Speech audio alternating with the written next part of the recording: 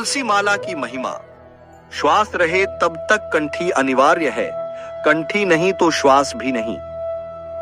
इतना ही नहीं बल्कि जीव चैतन्य के प्रयाण के बाद जब वैष्णव शरीर को अंतिम शैया पर रखा जाता है, तब भी गले की कंठी निकालकर उसे वक्षस्थल के मध्य ठीक हृदय के ऊपर रख दी जाती है।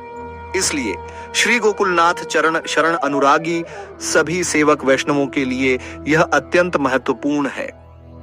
जिस प्रकार हवा से धूल उड़ जाती है, उसी प्रकार तुलसी की माला को देखकर यमदूत दूर से ही भाग जाते हैं। जो भी तुलसी जी की माला धारण करता है, उसे तुलसी जी के एक एक पत्ते से अश्वमेध यज्ञ करने का फल प्राप्त होता है।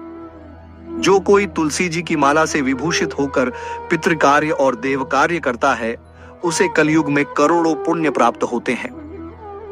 जो लोग पाप बुद्धि के कारण तुलसी जी की माला धारण नहीं करते, वे श्रीहरि के क्रोध रूपी अग्नि से जलकर नरक से भी वापस नहीं लौटते।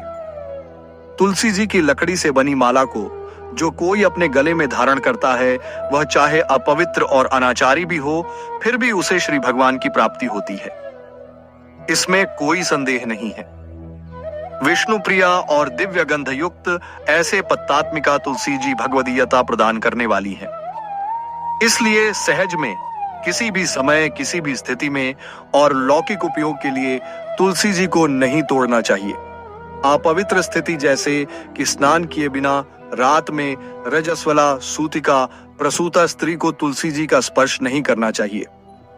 तुलसी जी में अशुद्ध जल, आचमन का जल, बचा हुआ जल आदि नहीं डालना चाहिए। तुलसी जी की स्तुति के साथ आज्ञा लेकर प्रणाम करके ही तुलसी जी के पत्ते को कोमल हाथों से छू कर लेना चाहिए। यह कहानी तुलसी माला की महिमा, उसके नियम और उसके धार्मिक महत्व को सुंदर ढंग से दर्शाती है।